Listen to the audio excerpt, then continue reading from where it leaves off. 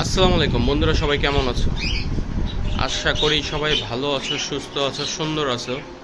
তোমাদের দোয়া এবং ভালোবাসায় আমার পাখিগুলো সুস্থ আছে, সুন্দর আছে, আলহামদুলিল্লাহ। আজ গতকাল রাত থেকেই প্রচুর পরিমাণ বৃষ্টি হইতেছে।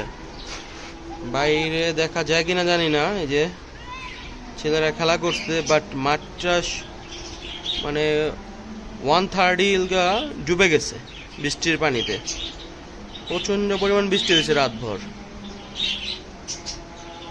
প্রচুর পরিমাণ বৃষ্টি হয়েছে। এখনো বৃষ্টি পড়তেছে, হয়তো ক্যামেরাতে দেখা যেতেছে না যে আশেপাশের এরিয়াগুলো সব ডুবে গেছে, অলরেডি সব ডুবে গেছে, সব জায়গায় পানি উঠে গেছে।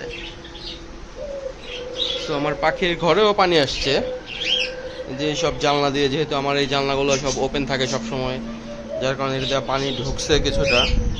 নেট থাকার কারণে পুরোপুরি ভিতর আসতে পারেন, নেটে বেজে ওইটা আস্তে আস্তে পরে পাখির শেডের ভিতরেও পানি ঢুকছে, দেখলাম হালকা ওয়াল ভিজা।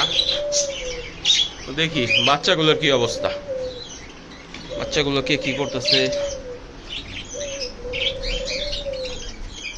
আসলাম ভেতরে, দেখা যাক বাচ্চাগুলো কি করতেছে। বাচ্চাগুলো কোথায়? আচ্ছা, মহাশয়রা তো নিচে নেমে গেছে দেখা যাচ্ছে। একজন, এই একজন, এই কর্নার আরেকজন। এই মারামারি কিসের? দেখেন মারামারি বাঁধাইছে। এই এই এই ছাড়ো ছাড়ো, দুজনে মিলে মারামারি বাঁধাইছে। আরেক মহাশয় দেখি এই যে কোথায় নেমে গেছে, দেখছেন? আগে ওদের উঠাই দেখি। আপনি এখান থেকে নেমেছেন কেন? ওনারা মারামারি করতেছে। যাও বাসা যাও, আমার কাছে যাও। আর ওনারা দুজন নেমেছে ওইখান থেকে। আচ্ছা, ওনাদের উঠাই দিই। এই আসো, একজন একজন করে আসো। দেখেন মাশাল্লাহ, সাইজটি, কালারটা মাশাল্লাহ সুন্দর আসছে। আরেকটাকে আমি নিয়ে আসতেছি, না উনি নেমে যাবে। আচ্ছা তুমি থাকো এখানে। এই যে আরেকজন এখানে বাসা বানায় ফেলছে, কখন পড়ছে কে জানে, বাসা বানায় ফেলছে। এই যে দুইজন, এই মানে বেশি তিরিং বিরিং করে। সাইজগুলো মাশাআল্লাহ সুন্দর হয়েছে, কালারটাও মাশাআল্লাহ সুন্দর আসতেছে। দাও তোমার বাসায় যদি, দাঁড়াও দাঁড়াও, এই যে বাসায় যাও, বাসায় যাও, যাও আসো, তুমি আসো। বাসায় থাকবো না, নিচে থাকবো কি করতে? আরো কদিন পরে জানা হয়ে রে।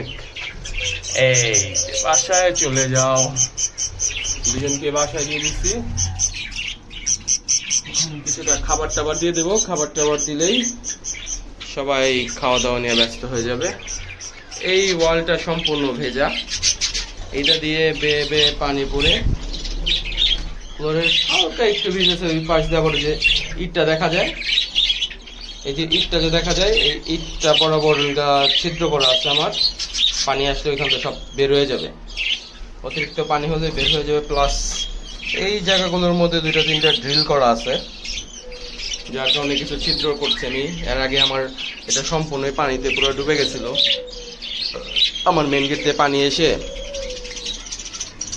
পুরো পানি দিয়ে ভরে গেছিল, আপনারা দেখছেন তখন। সো এটার জন্য আমি তখন এটা ব্যবস্থাটা নিয়ে রাখছি যে ভবিষ্যতে যদি কখনো পানি আসে, যাতে বের হয়ে যাওয়ার সুযোগ থাকে এবং আমার জন্য যাতে ওয়েট না করতে হয়, তাই ওদের ওই ব্যবস্থা আমি করে রাখছি। এখন ওদের আসছি, ওদের খাবার দাবার দেব, রুমটা পরিষ্কার করবো, গুছাবো। তো আপনারা আমাকে অনেকেই বাচ্চার আপডেটগুলো চাইছিলেন, যে বাচ্চাগুলো কী অবস্থায় আছে। তো সরাসরি দেখাই দিলাম, বাচ্চাগুলো হাড়ি থেকে নামতে শুরু করছে, যদিও এখনো নামার সময় হয়নি। এই যে মাশাআল্লাহ, বাচ্চাগুলো কিছুদিনের মধ্যে হাড়ি থেকে নেমে চলে আসবে, সবাই উড়া শিখে যাবে। এখানেও আছে, আসবে কিছুদিনের মধ্যে সব আসবে। ওনার মধ্যে বেবি হয়নি এখনো, মানে এখানে কিছু নাই। এই দিকে আছে কোথায় যেন, ওনারা খুবই ছোট এখনো। এইগুলোতে কি আছে এখনো বেরিয়ে আসে নাই, মেবি কিছুদিনের মধ্যেই, ওনারও এখন আসে নাই, কিছুদিনের মধ্যে আসবে। যাই হোক, সবাই ওদের জন্য দোয়া করবেন, ওরা যেন সুস্থ থাকে, সুন্দর থাকে, এই কামনাই করছি। সবাই সুস্থ থাকবেন, সুন্দর থাকবেন, আর আমার পাখিদের জন্য দোয়া করবেন। আজকে এই পর্যন্তই। ভিডিওটা ভালো লাগলে চ্যানেলটাকে সাবস্ক্রাইব করবেন। আজকের মতো এই পর্যন্তই। আল্লাহ হাফেজ।